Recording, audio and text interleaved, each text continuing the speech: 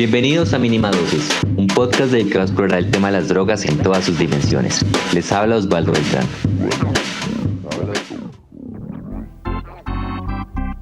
El 12 de junio de 1970, en medio de un vertiginoso viaje de LSD, el beisbolista Doug Ellis de los Pittsburgh Pirates, en un partido contra los San Diego Padres, ponchó a 6 bateadores y completó lo que se conoce como un no-hit, el cual consiste en lograr varios lanzamientos sin que los bateadores rivales golpeen la pelota.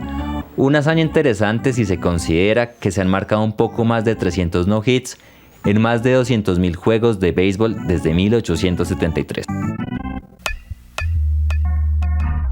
Resulta que el beisbolista se fue de fiesta durante la semana y luego de consumir algunas gotas de ácido, sus amigos le recordaron que era viernes y que debía estar en el estadio en 4 horas. La hazaña, aunque suene estupenda, no estuvo libre de tropiezos. Ellis imaginó que uno de los árbitros era el entonces presidente Richard Nixon y que lo que lanzaba no era una pelota de béisbol sino de voleibol. Además, tuvo problemas para distinguir a sus compañeros de los rivales y llegó a golpear a un bateador con la pelota. Doug Ellis también consumió anfetaminas, una sustancia que fue muy popular entre jugadores de béisbol y que solo fue prohibida hasta el 2006. Hoy les vamos a hablar de cómo se drogan los deportistas a la hora de competir. La primera definición de dopaje la hizo el Consejo del Comité Europeo en 1963 y dice: dopaje representa el uso de sustancias o mediadores fisiológicos que no se encuentran en el cuerpo humano y son introducidos como una ayuda externa para aumentar el rendimiento de los atletas durante una competencia. Las demás definiciones de dopaje dicen más o menos lo mismo. Para entender más, consultamos a Alejandro Pino. Él es periodista y dirige el diario Pulímetro y además integra el programa deportivo La Titular. Cuando hablamos de dopaje estamos hablando de sustancias que aumentan el rendimiento deportivo o competitivo de un atleta o deportista, pero de sustancias que estén prohibidas según en estos momentos la Agencia Internacional contra el Dopaje. En otros momentos determinados de la historia era por otros temas, ¿sí? Es decir, para poner un ejemplo, tal vez el primer registro de dopaje que existe en la historia está en el boxeo. El boxeo es el deporte más viejo en términos de deporte como conocemos actualmente, y en el boxeo británico del siglo XVII, siglo XVIII, que eran esas peleas a 200 rounds hasta que alguien terminara absolutamente muerto, tirado en el piso, estaba permitido que se emborracharan y eso no era considerado dopaje. Hoy en día eso es dopaje, sí, pero en ese momento no era considerado dopaje. Incluso hay registros de en el siglo XVIII aparecen unas reglas según el gimnasio en el que se peleaba o la taberna en la que se peleaba, que el deportista, entre comillas por supuesto, es decir, el boxeador, solamente podía tomar una cantidad determinada de alcohol antes de, se le controlaba la cantidad de alcohol para que no estuviera insensible. Entonces el dopaje depende del tiempo, depende de la ciencia del momento y también depende de la normativa absolutamente. Como dice Pino, los deportistas han usado drogas para mejorar su rendimiento, cambiar de peso o aumentar su masa muscular. Sin embargo, el dopaje no siempre fue prohibido, ni siquiera mal visto. En la antigua Grecia los médicos le ofrecían a los atletas sustancias como vino, semillas de sésamo, hongos alucinógenos, miel, plantas con propiedades analgésicas, entre otras sustancias que servían para ganar. Además del boxeo, otro de los primeros antecedentes considerados como dopaje llegó en la era moderna durante la maratón de Saint Louis en 1904. En ese entonces el ganador Tom Hicks se desmayó después de cruzar la meta. Él consumió algunas dosis de coñac y un estimulante conocido como estresina. Para 1928, la Federación Internacional de Atletas decide prohibir el dopaje y en los Juegos Olímpicos de México, en 1968, se implementan los primeros test antidopaje. Esto pasó luego de la dramática muerte del ciclista Thomas Simpson, de un paro cardíaco al tomar anfetaminas con brandy y forzar sus límites físicos durante el Tour de Francia de 1967. Se dice que las técnicas de dopaje van 2 pasos más adelante de los controles, que incluso el 90% de los casos no logran ser detectados. Mire, eso es tan cierto que en estos momentos, por ejemplo, lo hemos visto en Sudamérica, hay equipos de fútbol que para jugar en la altura, sobre todo equipos brasileños y argentinos, están utilizando el compuesto del que está hecho el Viagra, porque el Viagra genera una mejora en la circulación, entonces con eso ellos están utilizando las pastillas y le dan una o media pastilla de Viagra o de Sildenafil, mejor dicho, al futbolista antes de competir en la altura para que su sangre corra mejor y tenga un mejor rendimiento. Estamos a nada de que eso sea considerado como dopaje. Entonces, siempre se busca el recurso, siempre se busca la ayuda extra hasta que aparece la prohibición. ¿Sí? Asumamos que en un momento determinado nadie decía nada con los esteroides. Y de un momento a otro, pues empezamos a tener un montón de deportistas hipermusculosos, hiperfuertes, que estaban generando todo tipo de resultados de altísimo rendimiento.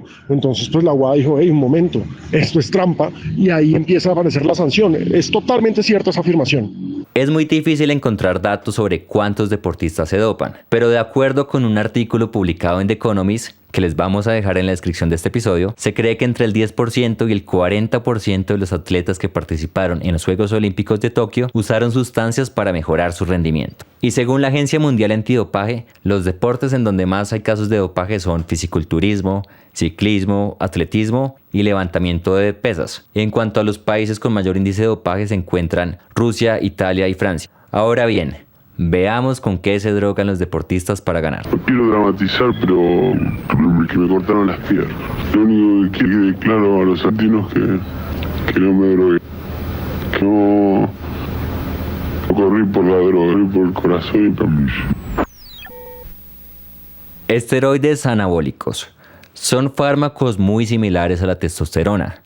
Sirven para aumentar la masa muscular, reducir la grasa corporal y también reducir el tiempo de recuperación después de una lesión. Además, pueden aumentar la presión arterial, alterar el ciclo menstrual, generar insuficiencias renales, reducir la generación de espermatozoides y producir impotencia, casi nada. Investigaciones periodísticas han demostrado que muchos atletas usaron esteroides en los Juegos Olímpicos de Moscú en 1980. Para ese tiempo no existían pruebas confiables para detectar esteroides, y se cree que la KGB manipuló muchas muestras de orina. Cuando tenía 11 años se me ocurrió un problema de hormonas de crecimiento y tuve que empezar a hacer un tratamiento para poder crecer con normalidad. Yo sentía que me tenía que poner todas las noches una inyección en las piernas. Ponía una noche en una, otra noche en otra. Durante todos los días de la semana no descansaba ningún día y bueno, eso tuve que hacerlo durante 3 años seguidos. La hormona de la que habla Lionel Messi se llama HGH, también conocida como la hormona del crecimiento. Estimula la producción de células de cartílago que sirven para mejorar el desarrollo óseo, de músculos y de órganos. Por lo tanto, también sirve para mejorar el rendimiento deportivo. El abuso de esta sustancia puede generar deficiencia cardíaca, entre otras enfermedades. Lionel Messi fue diagnosticado a los 11 años con un desorden de crecimiento, por lo que fue tratado de forma prescrita y monitoreada con el uso de la hormona de crecimiento, lo cual no implica que se haya dopado para participar en competiciones. Bueno, lo interesante de ese tema es que la WADA, que es la Agencia Mundial contra el Dopaje, hace crecer su lista todos los años, porque todos los años aparece una nueva sustancia, ¿sí?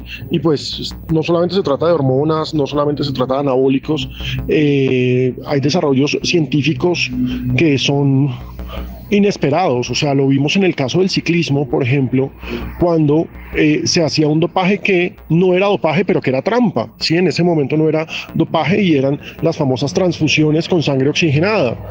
Entonces te sacaban sangre cuando estabas en un altísimo rendimiento en altura y después te la inyectaban, entonces eras un caballo drogado, tal cual, eras un caballo drogado, el famoso esquema de dopaje de Lance Armstrong. Entonces, en la medida en que aparecen trampas, la WADA va apareciendo con nuevas normas y con nuevas sustancias o métodos, porque no solamente se trata de sustancias, por ejemplo, el ejemplo de la sangre es un buen ejemplo de métodos de ayuda artificial, ayuda extra, ayuda no permitida, ayuda ilegal. Todo eso es el dopaje.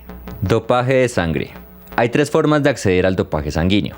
La primera es almacenando la propia sangre, como dice Pino, conservándola refrigerada y usándola cuando se necesite. La segunda es tomar la sangre de otra persona que sea compatible. Y la tercera, usar transportadores de oxígeno sintético. Estos son sustancias químicas que se usan con fines médicos cuando no se dispone de sangre humana.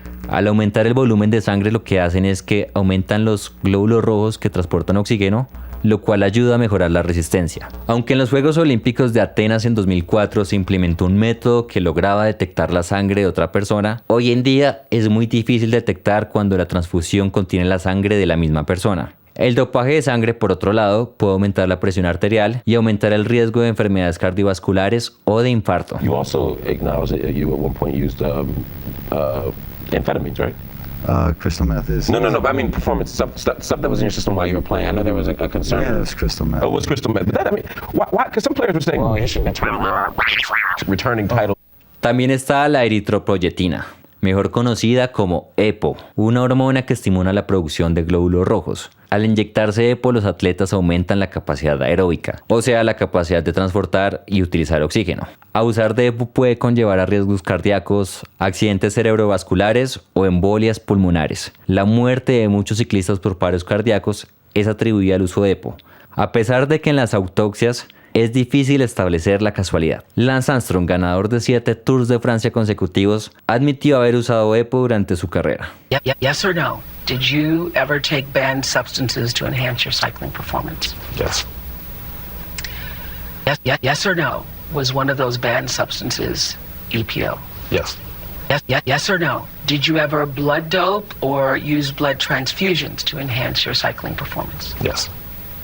Yes or no? Did you ever use any other banned substances like testosterone, cortisone, or human growth hormone?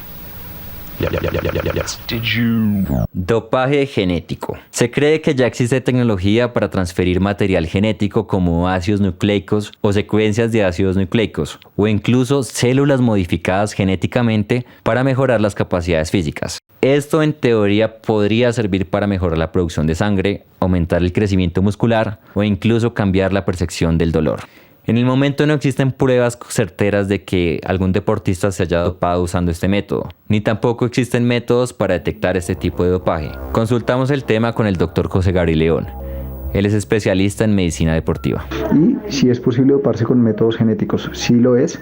¿Es posible que ya exista? Sí, ya existe, pero realmente no es tan inteligente hacerlo. Y eso tiene que ver más con esta cuarta. Se dice que la tecnología para dopar va 2 pasos más adelante. ¿Qué es lo que sucede? Que hoy en día ya no se busca únicamente la sustancia, que era lo que se buscaba previamente, y eso hace parte de toda esta parte de tecnología, el avance en la tecnología y en la identificación de las sustancias. Ya no solamente se miran las sustancias como se hacía previamente que favorecía el doping, sino se buscan los metabolitos, quiere decir algunas sustancias que son producto de los cambios o de las adaptaciones que genera el uso de las sustancias. Por ejemplo, uno pone sustancias para mejorar la cantidad de glóbulos rojos, que son los que favorecen el transporte de oxígeno. Entonces, lo que uno va mirando es la cantidad y la cuantificación de los glóbulos rojos, y dentro de esto entra algo que se llama el pasaporte.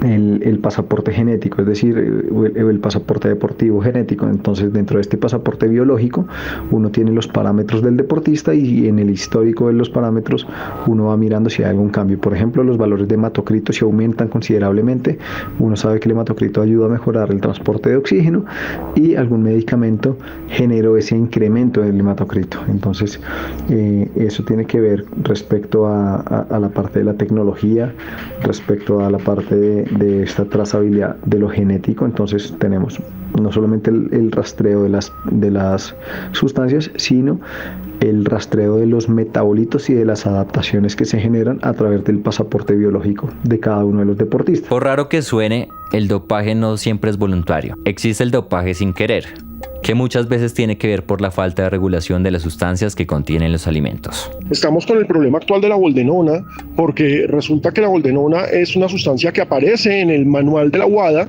y es una sustancia con la que se le inyecta a la carne, o sea, a las vacas de nuestro país, para que aumenten su masa muscular y se produzca más carne. Entonces, el que consuma carne colombiana inevitablemente va a parecer dopado, que por ejemplo ese fue uno de los casos que le pasó a Robert Farah recientemente, cuando apareció apareció con esa sustancia y tuvo que demostrar que había sido por consumir carne colombiana.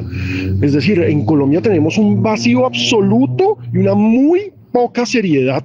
O sea, la falta de seriedad en este país es impresionante con el tema del dopaje. Se preguntarán, ¿qué pasa con las sustancias recreativas? Bueno, pues resulta que muchas de estas sustancias, como el cannabis, han sido estigmatizadas y consideradas dopaje, a pesar de que sus efectos no demuestran una ventaja significativa a la hora de competir. Con la regulación del cannabis en varios estados de Norteamérica, la situación está cambiando. Desde 2020, la NBA, por ejemplo, suspendió los test de marihuana y desde 2021 los peleadores de la UFC ya no serán castigados al dar positivo para cannabis. Consultamos a Juan Diego Valenzuela. Él es periodista de Win Sports y nos habló del tema. Bueno, pues durante la famosa burbuja de Orlando en 2020, que permitió el desarrollo de la temporada de la NBA, se dio un paso gigante a favor de la desestigmatización del consumo de cannabis en los deportes. La organización, en acuerdo con el sindicato de jugadores, suspendió oficialmente las pruebas que hacían de manera aleatoria para detectar el consumo de THC y así enfocar sus esfuerzos en los hallazgos de drogas que mejoran el rendimiento. De esta manera, permitieron que los basquetbolistas durante su aislamiento fumaran porro. Personajes como Steve Kerr, entrenador de los Golden State, se han mostrado a favor del consumo, aludiendo que es mejor opción que tomar medicamentos recetados. Incluso grandes estrellas como Durant, Irving o Harden han alzado la voz en pro de esta lucha. Otra organización deportiva de gran nivel internacional como la UFC ha sido clara con que la marihuana no es una sustancia dopante y por ello permite el consumo recreativo de la misma, además de considerar que sus atributos medicinales son favorables para los luchadores. La NFL también ha estado interesada en el estudio científico del cannabis, tanto así que como organización destinaron una cifra cercana al $1 millón a varios centros educativos de California y Canadá para estudiar los efectos de los cannabinoides en el manejo del dolor y la neuroprotección de la conmoción cerebral en los jugadores del fútbol americano, sin desconocer que hay muchos deportistas que han hecho público su consumo recreativo. Todo parece indicar que en el futuro, por un lado, se permitirán más sustancias recreativas y por el otro, existirán métodos cada vez más sofisticados e imposibles de detectar. Esto fue todo por hoy. Recuerden que pueden escucharnos en plataformas como Google Podcast, Apple Podcast, Spotify o en el portal de La Línea del Medio. También estamos en Twitch.